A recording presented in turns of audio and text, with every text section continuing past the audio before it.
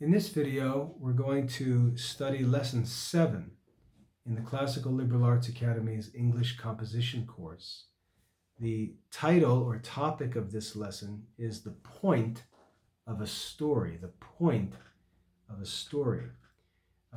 Making sure that you studied Lesson 5 carefully is important for this lesson because the topic of interest is going to be a focus in this lesson.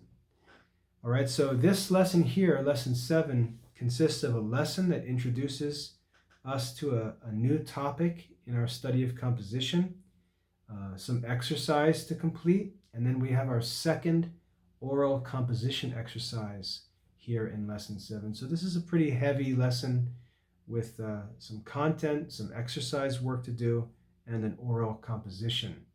The reason why the lessons are starting to get a little more substantial is because in our next lesson, Lesson 8, we actually get to work and write our first theme. All right, so in this lesson, what we'll do is read through the lesson together. I'll make some comments as I normally do to try to make the lesson as clear as possible. And then once we're through that, you can study the lesson on your own for mastery and then complete the exercises and the oral composition that's assigned here in Lesson 7. All right, so Lesson 7, the point of a story. Let's read together. It is not necessary that a story be concerned with a thrilling event in order to be interesting. It's not necessary that a story be concerned with a thrilling event in order to be interesting. Even a most commonplace occurrence may be so told or may be told in such a way that it's worth listening to. It's more important that a story have a point and be so told that this point will be readily appreciated than that it deal with important or thrilling events. It is more important that a story have a point and be so told that this point will be readily appreciated than that it deal with an important or thrilling event. The story should lead easily and rapidly to its point, and when the point is reached, the end of the story should not be far distant. The story should lead easily and rapidly to its point, and when the point is reached, the end of the story should not be far distant. The beginning of a story will contain statements that will assist us in appreciating the point of the story when we come to it. But if the point is plainly stated near the beginning, or is too strongly suggested, in other words, if we reveal the point of the story too soon, then the story will drag on because the interest in the story will be lost since the point is revealed too soon. So the point of a story has to do with the purpose of the story. It's the reason why our reader is reading or our listener is listening, because they'd like to hear the point of the story. You know, when people ramble on, sometimes you say, would you get to the point? What's the point? What's the point? Okay, so we see how that feels when someone's speaking or writing and we don't know where they're going and we're trying to figure out what's the point of what they're saying.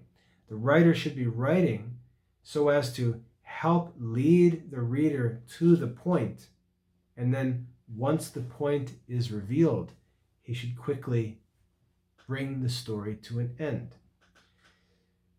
And what we're going to do here is read a story together, a short story. We're going to read through a story, and we're going to ask the question, at what point in the story is the interest the greatest? At what point in this story is the interest the greatest? Now, we may disagree on exactly where that point is. You may find that There's one spot where your interest really reached its highest point, and maybe mine was somewhere else. But what we're going to focus on as we read, remember, we're reading now as writers. We're not just reading to learn a story. We're not just reading to be entertained like little children. When we read, when you're studying the art of composition, you need to learn to read as a writer, because you're seeing in this story another writer do what you need to do in your own writing. And so you're not paying attention to the story as one who's being entertained.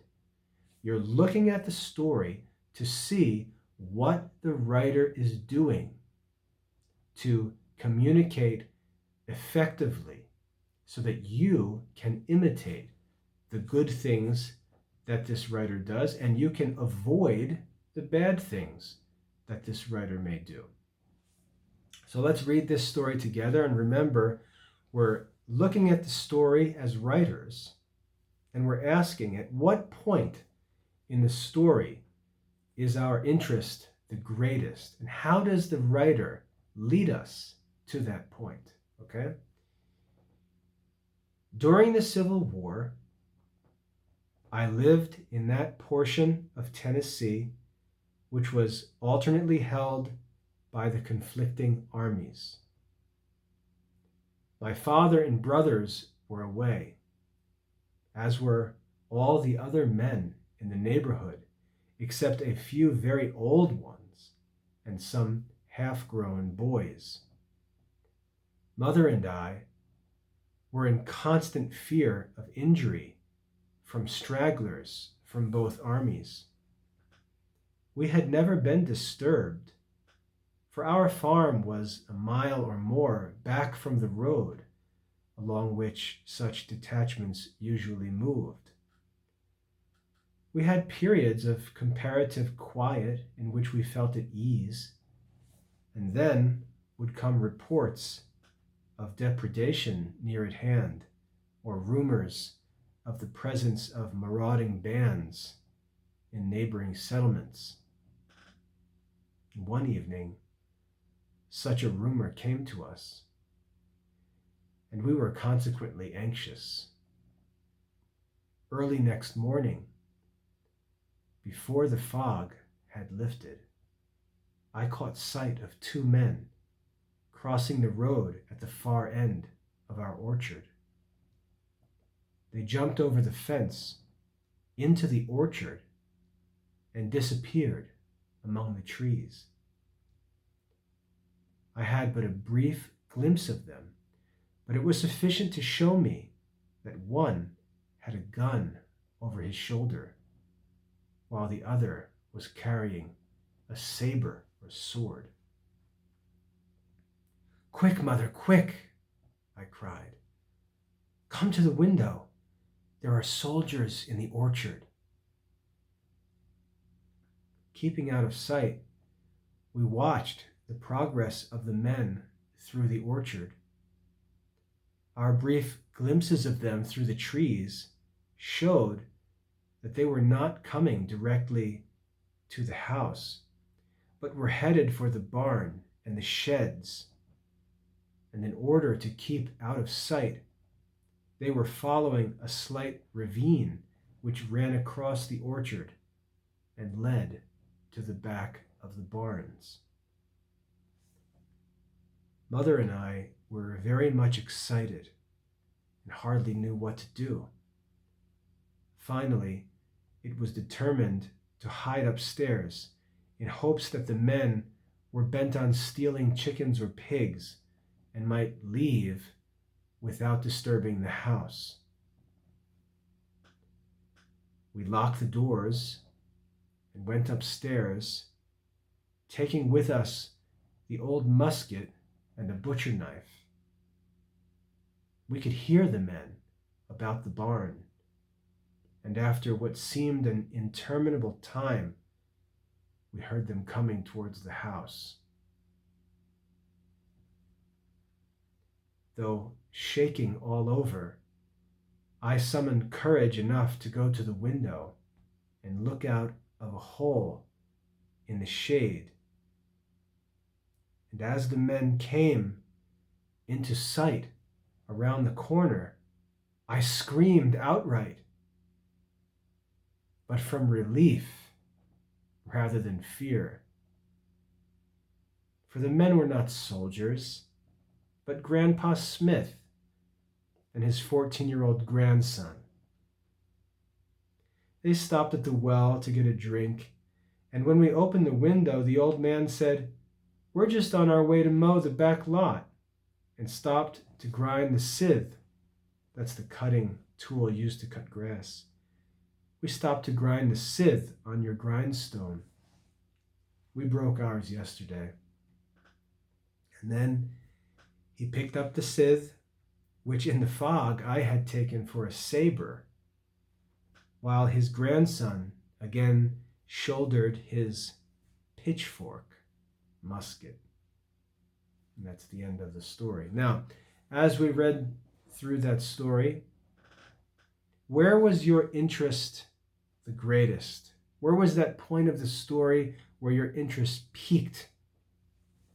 How did the author lead you step by step to that point? I'll tell you where my interest peaked.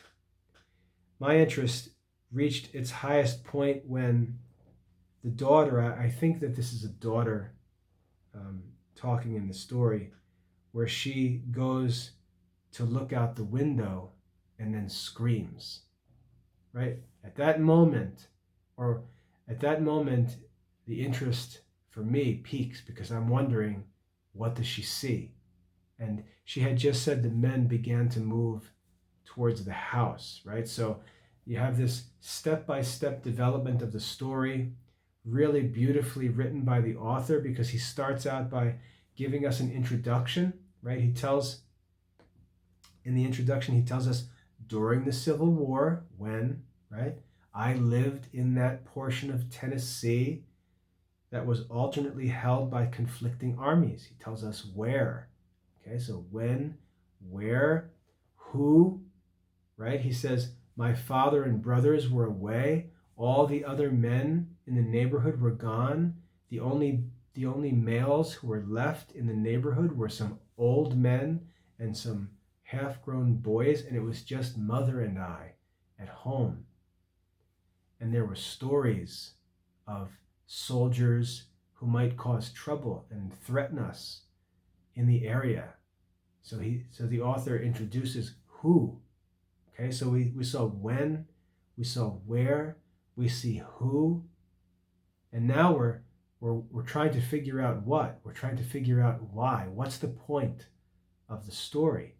And the author does a very, very good job of getting us interested and then leading us to greater and greater interest the way that he tells the story.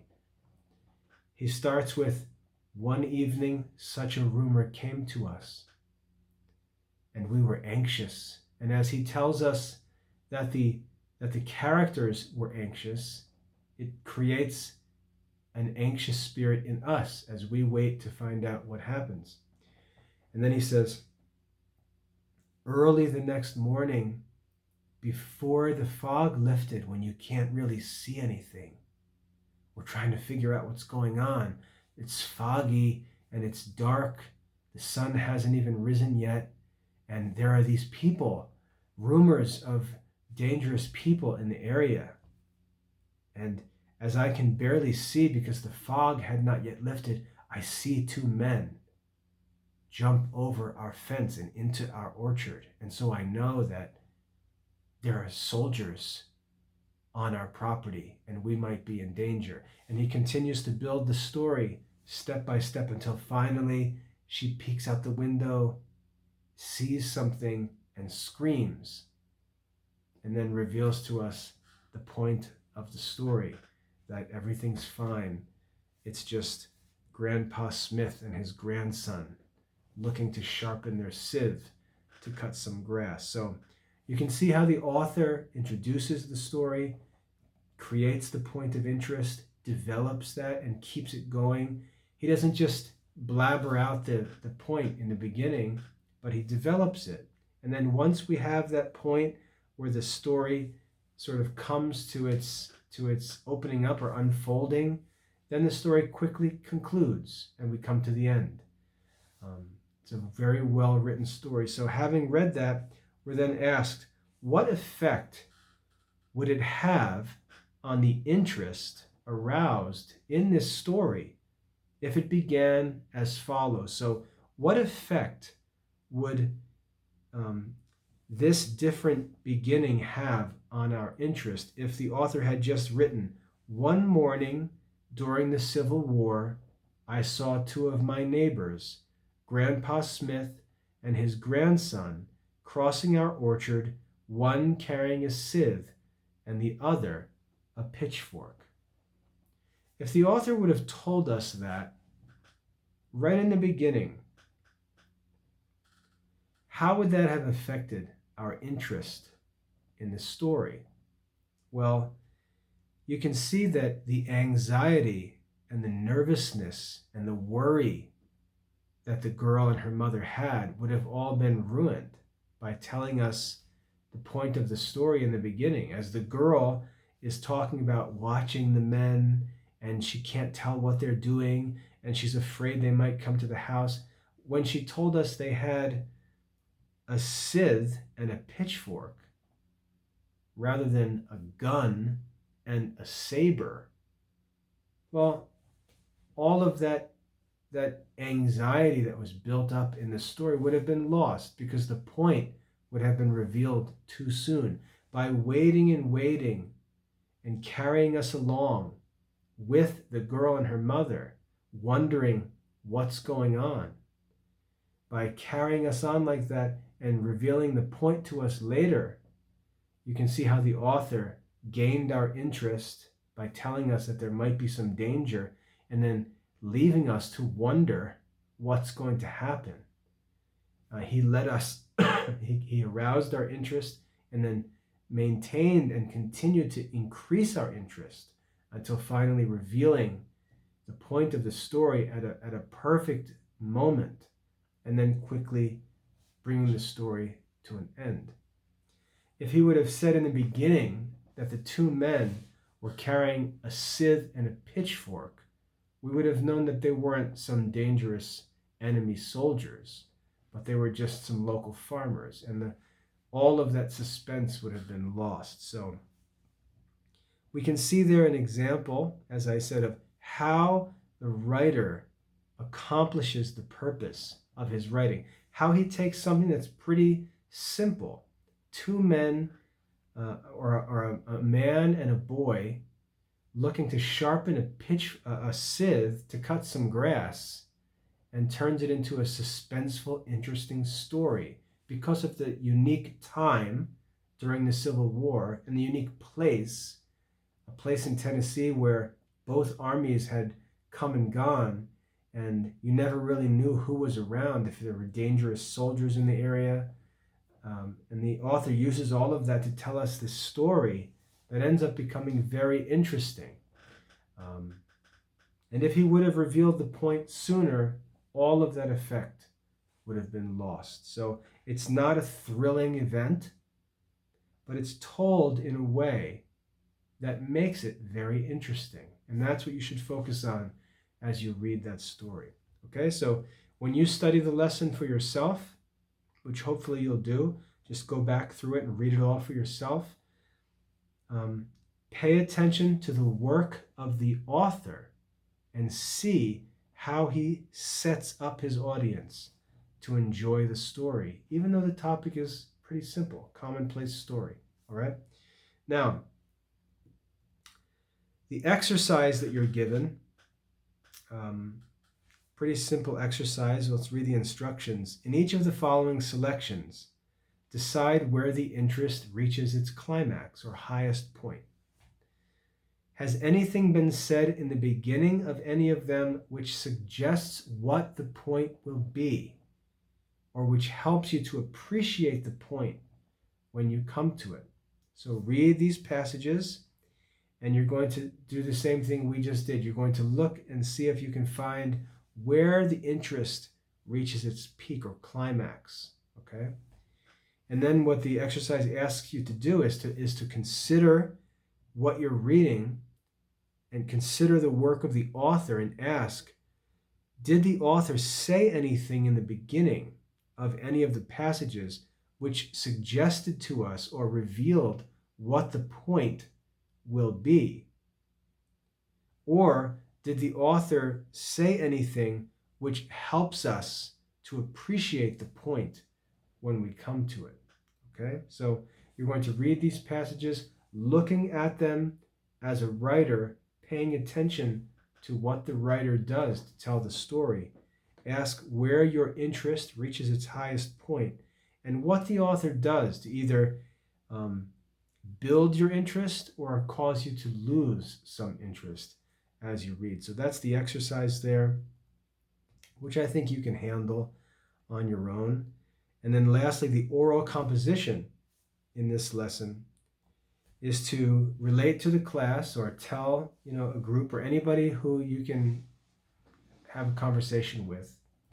Relate to the class some personal incident by one of the following subjects. And you're given 7 pretty general subjects to think about. And we'll read through them real quick. Number 1, a day with my cousin.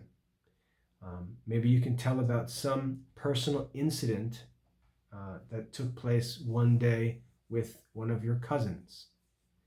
Number 2, caught in the act. Caught in the act. Maybe you can develop and tell a story about a personal incident of yours where you or someone else was caught in the act of doing something. Third, a joke on me. Can you share a story about a time when a joke was played on you and what happened? Fourth, my peculiar mistake, right? When you made a mistake. My experience on a farm is number 5. My experience on a farm. Number 6, my experience in a strange Sunday school. And strange there just means a different Sunday school. So let's say at your parish or church, you go to Sunday school and you're used to always having the same class, the same teachers, you know the other children in your class. But one Sunday, your family visits another church, and let's say your parents arrange for you to attend the Sunday school class at that church. And so you're at a strange or different Sunday school, an experience that took place there.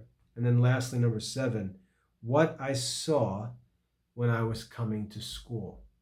Okay, so you're given 7 subjects to choose from, very broad, general subjects that you can probably find something interesting to tell, some personal incident suggested by one of these 7 subjects.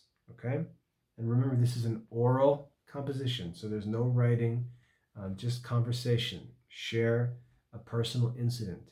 And think about the stories we're reading and how the story is not just reporting an incident, but reporting it in an entertaining way, right? Reporting it in a way that arouses interest, develops interest, and then reveals the point of the story in a way that's entertaining and enjoyable for the person listening. At the bottom of the composition, there's some more instructions you need to make sure that you look at. It says, in preparation for this exercise, consider the point of your story. In preparation for this exercise, consider the point of your story. What must you tell first in order to enable the hearers to understand the point? What must you tell first in order to help the readers understand the point of your story? Can you say anything that will make them want to know what the point is without really telling them? Can you say anything that will make them want to know what the point is without really telling them? Can you lead up to it without too long a delay? So don't be annoying, but can you lead up to the point of the story without taking too much time? And then lastly, can you bring the story to an end? Can you stop when the point has been made? Okay, so we're composing a story, an oral composition, and thinking about how we can identify a point for our story and how we can present it so that we arouse interest and lead the listener to enjoy the point of our story but not give it away too soon. And then once it's revealed, bring the story to a conclusion. Okay? Don't waste the hearer's time. Don't drag the story on. So that's the challenge for you in this oral composition. I hope that you enjoy these exercises. They're intended to be fun and challenging. Okay? Take the challenge as a writer and try to come up with a good story. Entertain your hearer. That's the goal. So that's everything for lesson 7 here. You have the topic of the point of a story, and we looked at an example story about a mother and a daughter living in Tennessee during the Civil War, and you got to see how the author led you to enjoy an entertaining story with a point, and then how that story quickly concluded and was very pleasant to read. You have some exercises to do where you're going to look at the same kind of thing in some other stories, and then a challenge of an oral composition where you get to be the author and tell the story. All right? That's all for lesson 7. If you have any questions about the lesson or would like to discuss this further, or just try to understand better what the lesson is trying to teach you to think about and do in your composition, post on the forum and ask any questions you have. I'd be happy to discuss these things. But I think that's all for lesson 7. You should be in good place now to go ahead and get through that lesson and wrap things up. And as I said, in lesson 8, we'll have our first theme, our first written exercise. So I hope that's helpful. God bless your studies.